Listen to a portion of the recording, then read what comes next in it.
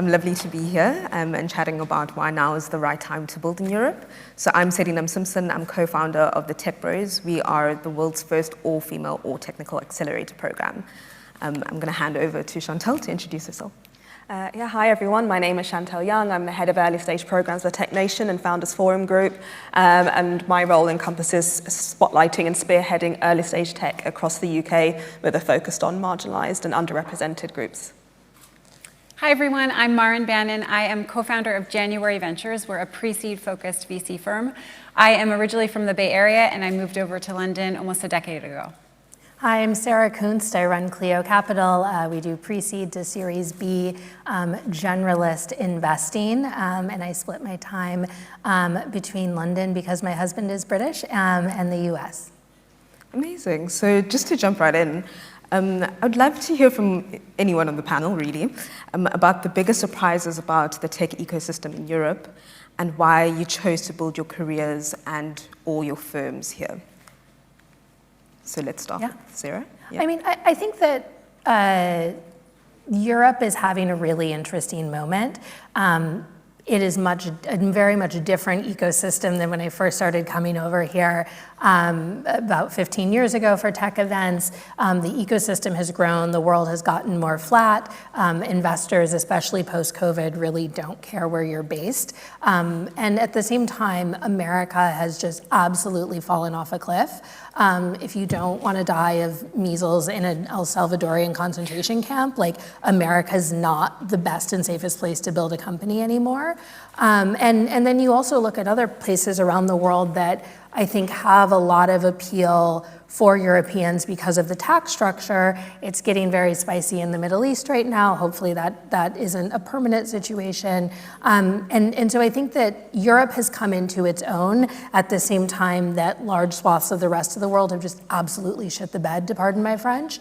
And it makes it a really unique moment to say, hey, maybe this is a place that is centrally located. If you look across all of Europe, you have huge markets. If you're in the UK, you have a huge English-speaking market in the UK and US, rest of world that primarily does business in the US or in English. I just think it's a really unique and interesting time to build here. I also think that the barriers aren't nearly as bad as they are reported. I think that the European pessimism sometimes works a little too well on that. I completely agree with that. I moved here about a decade ago, as I mentioned, and I think one of the things that struck me is that founders that are choosing to become founders in Europe are making kind of a contrarian choice versus the Bay Area, where it's almost the default that you go out and you found a company and everybody talks about it at their barbecues on Sundays and everyone's an angel investor and everyone works in tech. Here, it feels like you're doing something really different, and I find that really inspiring when I meet founders here because they're going against the grain. And I think I would echo all the things that Sarah said just about this ecosystem becoming stronger and stronger and really, I think, on a really good growth trajectory over the last 10 years. And to me, it feels choosing to live in London and work in tech almost feels on par with choosing to live in New York. I think it's come into its own in that way. Yeah, having worked with founders over the last decade, there was a point in time where it was almost the default that people would start their businesses here and you would move to the US. And we're seeing that less now when people are choosing to stay here. And in our report last year, we saw there was like $1.2 trillion of ecosystem value in the EU. And I think sometimes we tend towards underestimating the collective power of the European ecosystem and just how much influence we do have and how much talent and growth is coming out of Europe. And I think there was this tendency to constantly compare to the US and I think we have a habit of being quite self-depreciating. We're being a bit negative about our influence, but actually there is so much benefit to being in Europe. And because there is a real drive and intention towards like collaboration and like Europe as a body who needs to work together and grow together, I think that's a real strength that actually we do have over other tech blocs. Yeah. And I think you've sort of touched on it already, but specifically, why do you think now is the time to build in Europe, if anyone has anything to add? I mean, I think that there's a moment of great kind of geopolitical uncertainty, like globally. If you follow astrologers, they're all like, we could have told you this. This is exactly what it was like when the American Civil War happened. But in that sort of dislocation of the status quo isn't really working anymore. It means that there are going to be a lot of new opportunities. And if you're like, I don't know, more socialist leaning and you're like, oh, you're like a sociopathic vulture capitalist, kind of it's my job. And the reality is that, you know, the idea of building a defense prime in Europe, even 3 years ago, 4 years ago, would have felt bizarre. And now that's something that is a real thing, a real need, right? Both because of Russia, Ukraine, but also because of the decoupling from the US and realizing that, hey, if you have nukes, but the US controls the codes, do you have nukes, right? And so some of those existential questions, I think, feel in our day-to-day lives a little bit scary, but they're really an opportunity for change. We know that, you know, there's so many, if you look kind of more pan-European, right, we're going to have huge elections. We just had a huge one in Hungary that was really amazing and can unlock, you know, potentially an interesting new market in a different way. Hopefully we see more companies or countries joining the EU and making it a bigger shared market, including this one, hopefully. And then we also see, you know, countries like France that have big elections coming up, and whoever gets elected, even if it's the person where you're like, fuck, I don't like this person,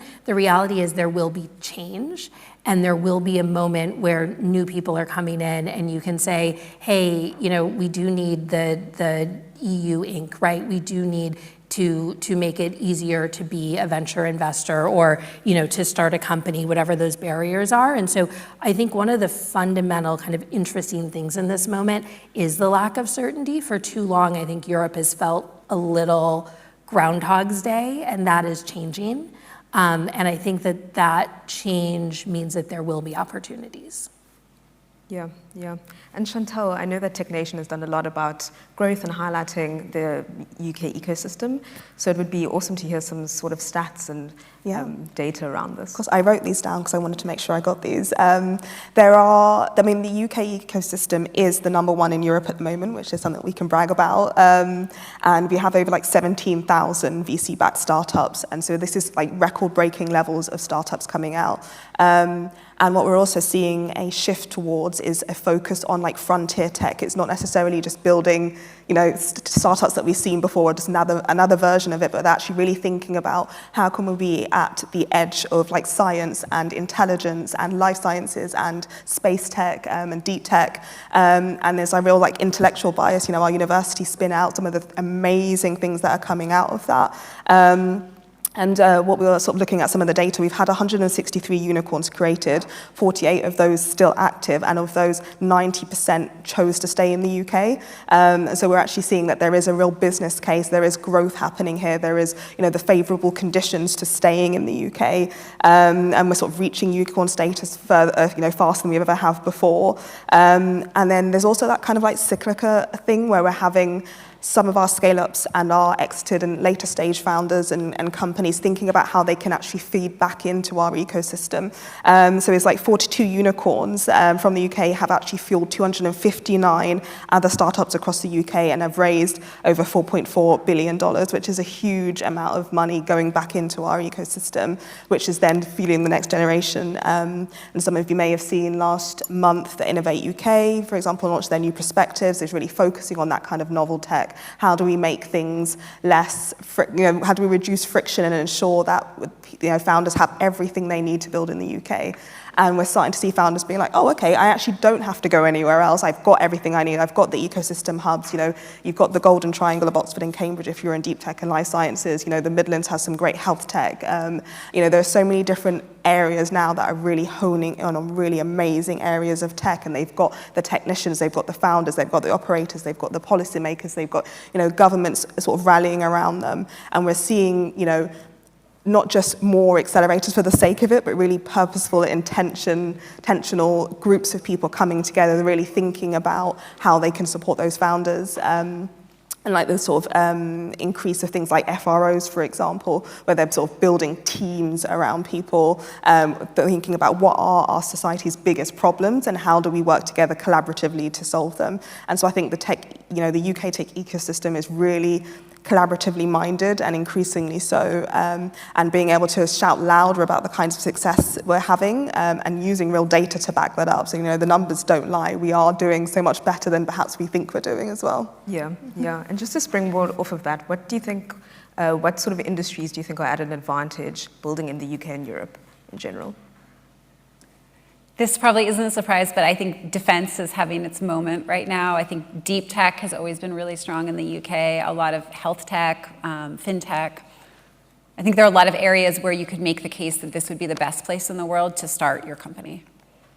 And I think when you sort of expand that, there's such a, we're in the Golden Triangle, there are so many people, and this is Europe-wide, but just in the UK, who, have PhDs and they are experts in something, and then they have to go struggle to find a job that makes 35,000 quid a year or something. I think that one of the structural advantages to starting a company here is there's a relatively big safety net in Europe.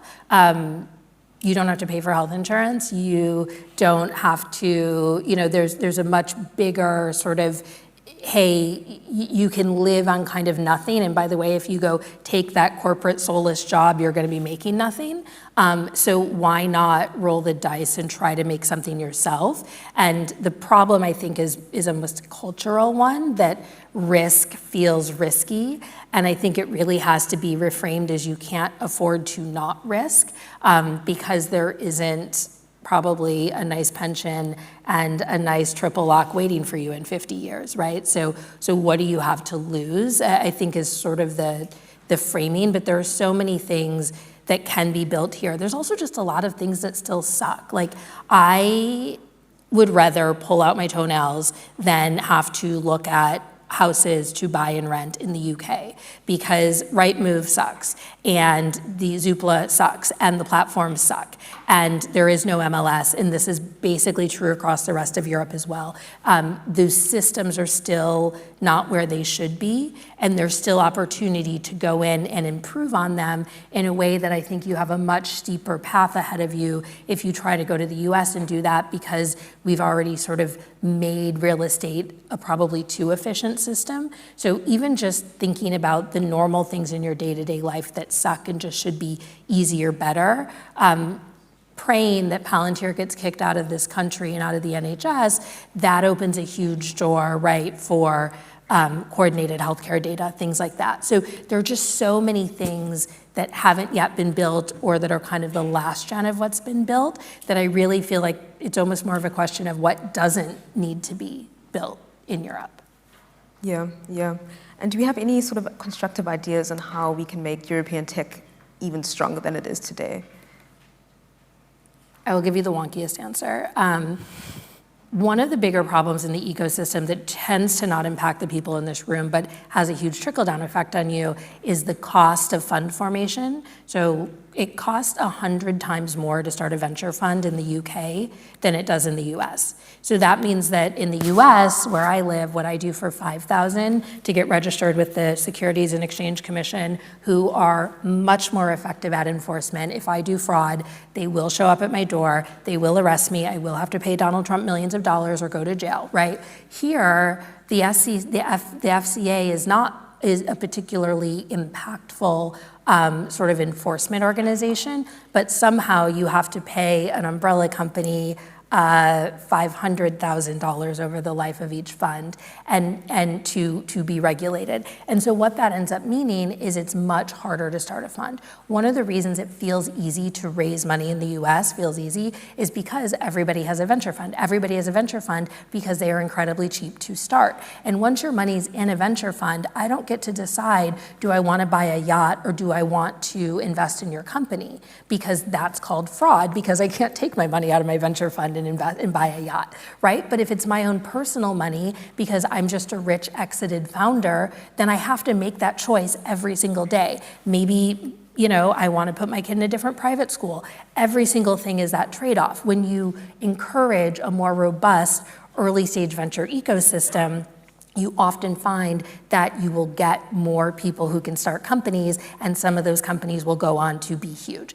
And the problem is a regulation problem. It's not the BBC, the British Business Bank needs to put more money into XYZ. The US doesn't have a sovereign wealth fund. We're the biggest venture ecosystem in the world, the most important venture ecosystem in the world, the biggest economy in the world, and there's no US government fund that you go to with your hat out to get money because the market is efficient enough that everybody wants to put money into US funds. And I think that's something that's hugely missing here.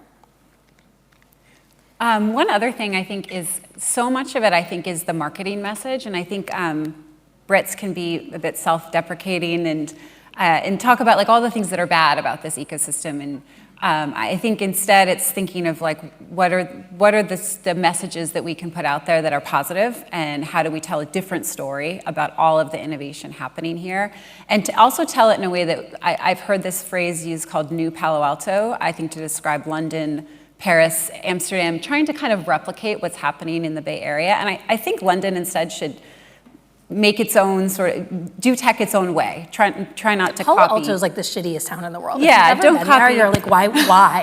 They have the worst Nobu in the world. Yeah, there's no need to copy it. I think London has so many of its own strengths, and why not embrace those and tell a positive story to the world? Yeah, no, I'd agree with that. I think we need to think cross borders. I think even in the UK, sometimes we think of like London and everything's in London, but there's actually so much happening in the rest of the UK. And actually, if we think broader than that, what are the synergies and ways we can collaborate with what's happening in Berlin or Paris or wherever? There is so much happening everywhere, and actually looking outside and almost thinking of Europe as a block like the US. So the US is huge, but Europe together as one block actually can, there is so much we could be doing together. Yeah, 100%. All right, and then Maren and Sarah, could you share a bit about the Start in Europe initiative as we wrap up? Yeah, so we were talking about this a lot, and we just feel like right now, we know that there are layoffs happening in tech. We know that there is a shift in Silicon Valley away from hiring people. And obviously the differences and crackdowns that are happening in the US around visas and everything else. And I think that one of the misconceptions sometimes is that, yes, America's treating sort of low-wage, undocumented immigrants really poorly. It's not just them. When you talk to immigration lawyers right now about the difficulty they're having in getting people O visas, green cards, getting people to be able to stay in the country, it's everywhere. Companies like Microsoft are openly telling their senior employees, don't leave the country because we don't know if we can get you back in. And so we think this is a really interesting moment for Europeans to say, maybe I don't want to go there, or maybe if I went there, I want to come back and I want to build in my country, taking the network, taking what I've learned, taking what I've observed from best-in-class tech, which certainly does include the US, but doing it locally. And yes, your pre-seed round might be a little bit smaller, but your hiring costs are a tenth of what they would be in Silicon Valley. So if you raise 1 million instead of 5 million, but your costs are 10 times less, that's a pretty good math equation. And so you'll see more from us over the coming weeks and months with that. But we're really launching an initiative to say, look, we're Americans and we can tell you that's a trash fire. You might want to look in Europe. Amazing. Thank you so much. Thank you. Thank you. Thank you.